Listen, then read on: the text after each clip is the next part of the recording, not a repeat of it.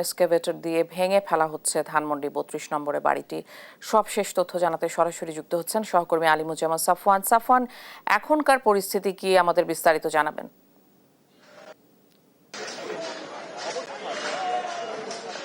গতকাল রাতে এই ধানমন্ডি ৩২ যে বাড়ি রয়েছে সেখানে কিন্তু একটি কর্মসূচি ছিল, বুলডোজার কর্মসূচি, এবং আমার পেছনে দেখতে পাচ্ছেন যে বর্তমানে কিন্তু সেই কর্মসূচির আওতায় কিন্তু এই বাড়িটি ভেঙে ফেলা হচ্ছে।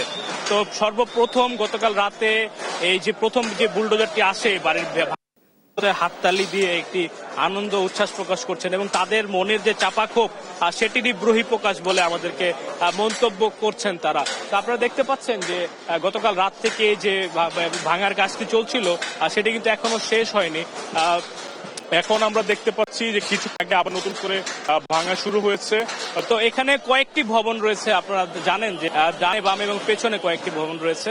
তো এই মুহূর্তে সামনের যে ভবনটি রয়েছে, প্রথম যে মূল ভবন সেটি ভাঙা হচ্ছে এবং তার পেছনে দেখতে পাচ্ছি যে উত্তেজিত জনতা রয়েছে যারা এখানে এসেছে তারা নিজ উদ্যোগে কেউ হাতুড়ি কেউ কোদাল দিয়ে এই বাড়িটি কিন্তু ভাঙছেন।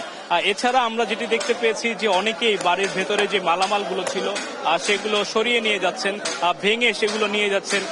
বিশেষ করে যে লোহার কথা যদি বলি, যে লোহা জাতীয় যেসব জিনিসপত্র ছিল, যে বাড়ির দরজা জানালা, সেটি কিন্তু ভেঙে খুলে তারা নিয়ে যাচ্ছেন।